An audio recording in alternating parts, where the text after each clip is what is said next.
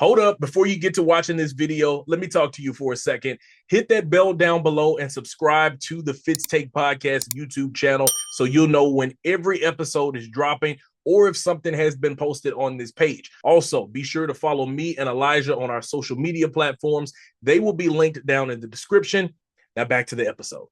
The Colorado Buffaloes are bowl eligible for the first time since 2016 after picking up a victory against Cincinnati in the wee hours, late in the midnight hour. God trying to turn it around for that program.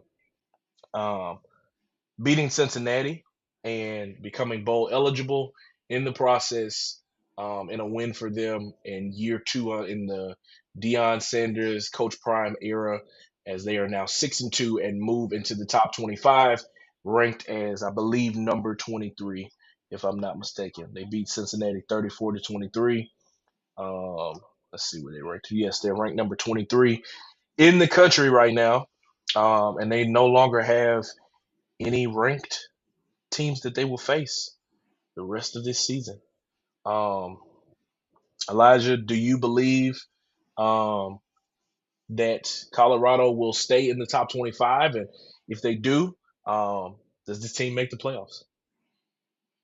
No, I didn't stay in the top 25 because of how they will finish out the year playing teams that's not to me that's not up to par. But that doesn't mean that Colorado's not talented. Let's take that away. I don't think that doesn't mean Colorado's not talented. But do I think they get a chance or a crack at the college football playoff? I don't think so. only for the simple factor of strength of schedule. With SEC they play in and out of ranked opponents. With Big Ten, they play in and out of ranked opponents.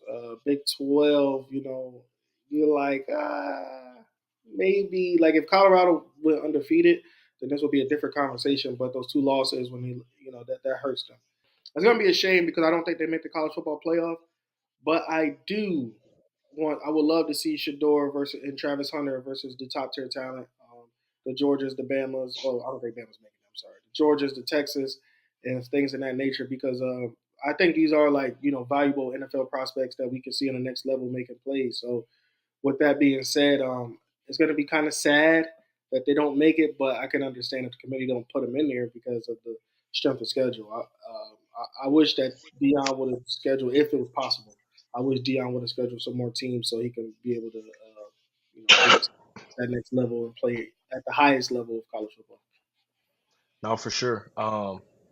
When you look at the Big 12 standings right now, BYU, Iowa State, Kansas State, and then Colorado, that one loss to, hold on, my boy just had his baby girl. I think it is. He just texted us that right now.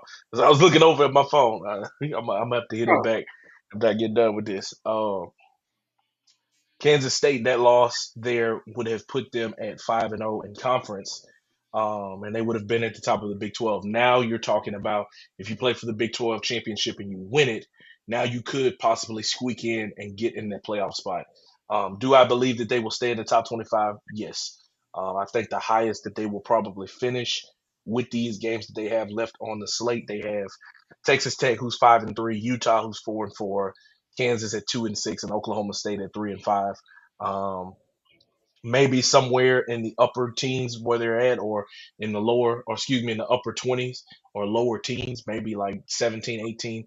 But I think that they will remain right outside the college football playoffs unless they win the Big 12 championship in a great enough fashion that can convince the committee, and then a lot of other chaos happens up top.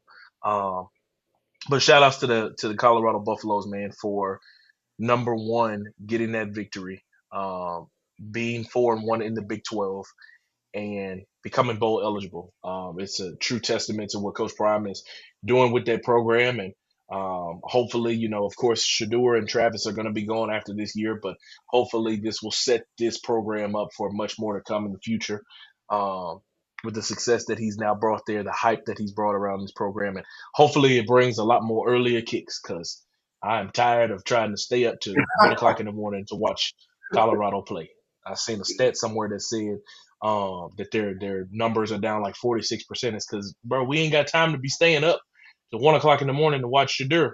and Travis. We just don't. Put that game at noon, 3 o'clock, call it a day. We ain't got time to be up at 11:30, 12 o'clock watching football. No, we can't do that every week. But Colorado moves on to 6-2 on the season and are bowl eligible for the first time since 2016. Thank you so much for watching this clip of the Fitz Take podcast. Be sure to like this video and also subscribe to the YouTube channel. And also follow me and Elijah on our social media platforms. They will be linked down in the description. And remember, every episode of the Fitz Take podcast will air right here on the YouTube channel every Monday at 2 p.m. Thank you so much for watching, and we'll see you next time.